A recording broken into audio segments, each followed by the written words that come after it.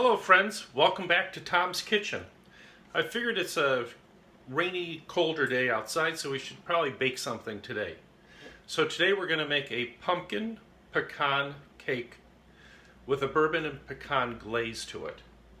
So the first thing we're going to want to do is glaze the pecans, because as they're glazing in the oven, then we can mix together the cake itself. So inside this saucepan, I have 2 tablespoons of dark brown sugar, and I'm going to add to that a teaspoon and a half of honey. Just going to let that all melt together.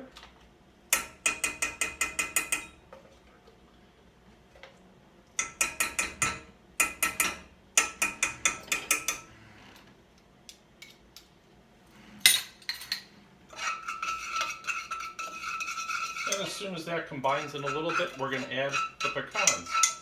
Now, this set of pecans is going to go on top of the cake. So we want to start looking at your nuts to make sure that they're all about the same size and that they're perfect. You don't want any with broken edges because, you know, it's going to be decorating the top of the cake, so you want it to look the best you can. This cake will easily serve 16 people. So you want to make sure you have 16 pecans there, and maybe you want to do a few extras just in case one of them does break in the pan or something. This is coming to a little bit of a simmer, so I'm going to just drop them in to the saucepan, give them a little swirl, let them get coated, let them cook for a little tiny bit. They'll toast just a little bit here in the pan.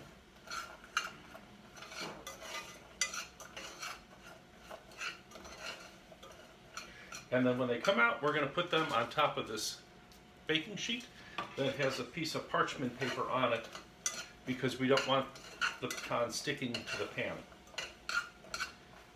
So that has all melted well together nicely. Going to turn the heat off. Going to grab another spoon, and I'm just going to start laying them out onto the parchment paper, putting them top side up, because that's the side that will be visible as you are serving your delicious cake. Spreading them out just a little bit will help.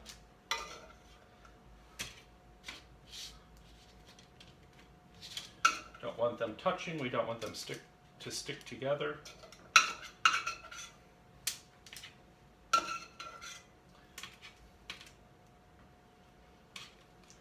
And then these will cook in a 350-degree oven for approximately 7 to 10 minutes. Okay, they've all been nicely coated. Into the oven they go. And we'll set the timer for 7 minutes. So let's go over here and start looking at what the cake's going to do.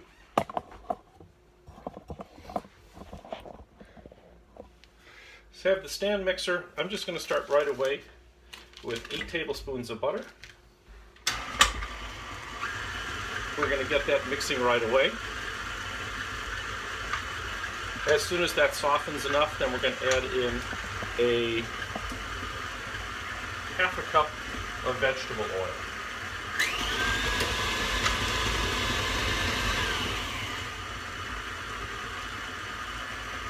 Okay, going to slowly incorporate the vegetable oil.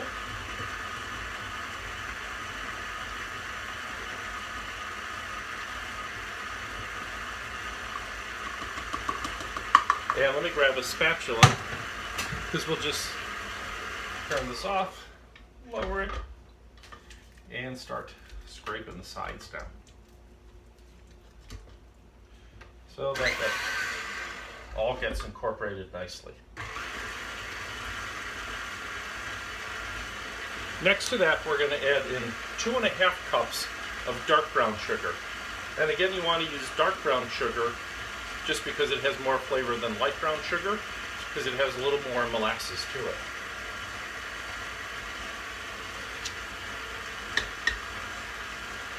And add in the brown sugar.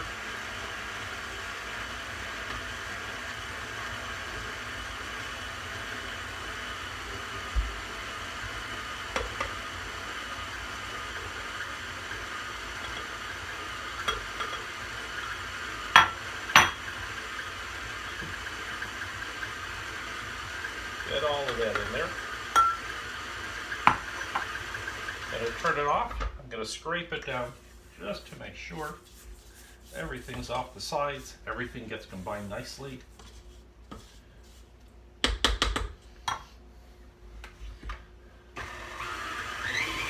And we're going to let that go for about 4 minutes till it's light and fluffy. We'll be right back. Okay, so the brown sugar, butter, oil mixture looks great. Now we're going to add to that 4 whole eggs. And we're going to let that do a little beating after each addition of each egg yolk and white as it happens to go in there.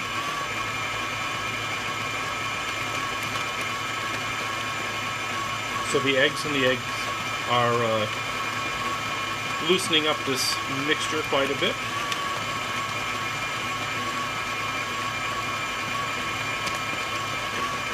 And then next we're going to add in a can of pumpkin. So I'm going to turn this down just a bit because I don't want pumpkin all over the walls.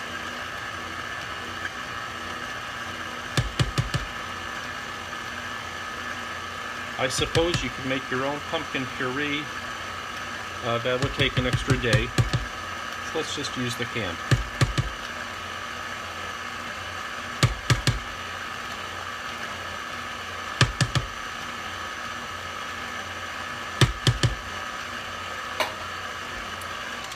Let's lower the bowl. Let's scrape those sides one more time.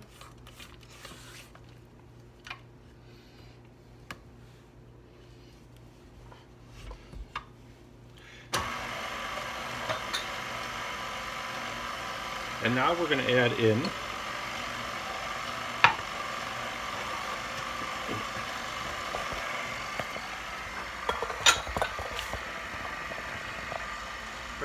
some buttermilk, 3/4 of a cup. And then to give it the lovely fall flavor, we're going to add in 3 tablespoons of bourbon or rye. Or one of the things I just happened to come across this year, thank you to my friend Bob, is King's Ginger. It's a great ginger liqueur that makes a great drink called a Gold Rush. So if you haven't tried this yet, you might want to pick it up. So I'm just going to combine in about 3 tablespoons.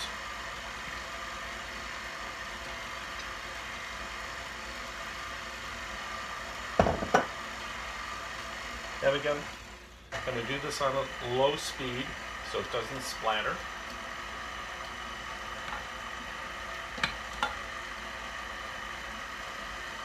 And we're going to add in 1.5 teaspoons of vanilla.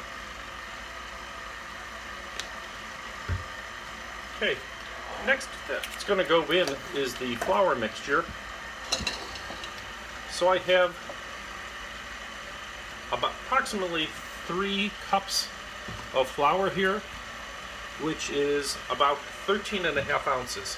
I actually have started weighing all my dry ingredients just to make sure, because sometimes they get packed, and baking can be such a science that you want to make sure it turns out. And with the flour mixture, we're going to sift in all of the other dry ingredients, some spices. So to keep it easy for myself, because there are 7 different things that go in here, I took a piece of parchment paper and wrote down everything that we needed. 2 teaspoons of baking powder, 2 teaspoons of ginger, 2 teaspoons of cinnamon, 1.25 teaspoons of salt, 1 teaspoon of baking soda, 1/2 teaspoon of ground nutmeg, and then it called for 1/8 teaspoon of ground cloves. To me, that's sort of like a why bother, so that's actually 1/4 teaspoon. So I'm going to now take this, lift it up, pour it into the flour mixture. Add the rest of the flour.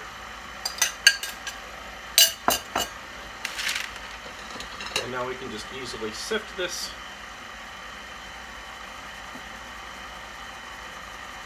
All gets combined through the sieve.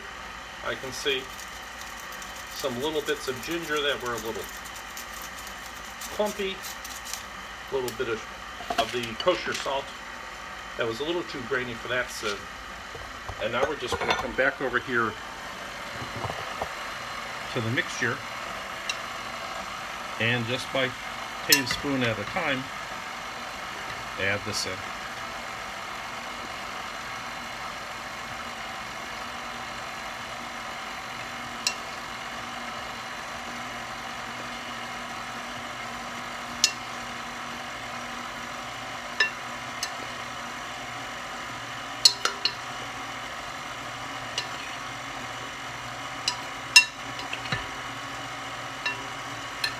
Dump that in there.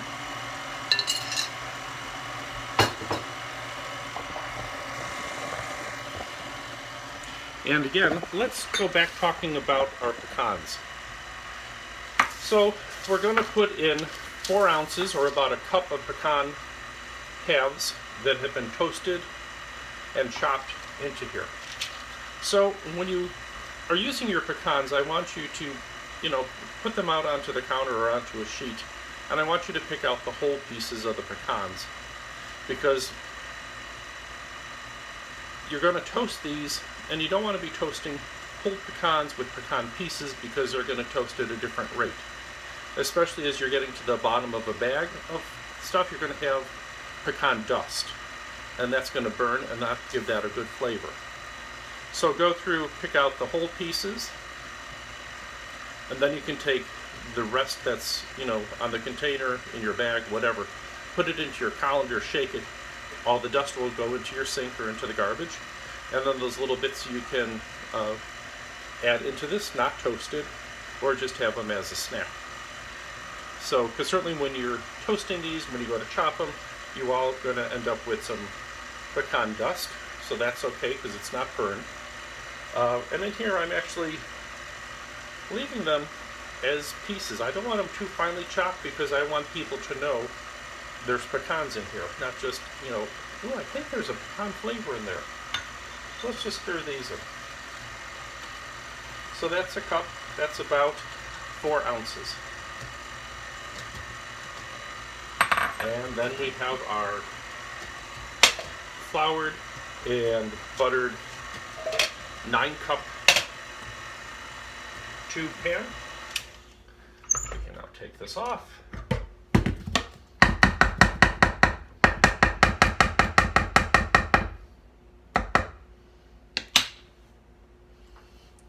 Grab a spatula here. Give those edges on that bottom one final turn. And now, gonna pour this. Gonna turn the pan. Of course, it's a batter, so it will spread out on its own, but I'm just giving it a little bit of help.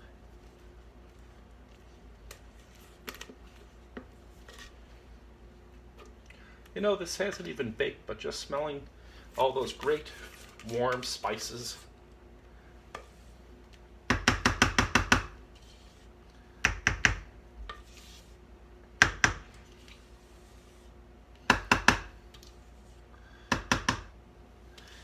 Now we're going to pop this into the oven at 350 degrees until a wooden skewer comes out clean.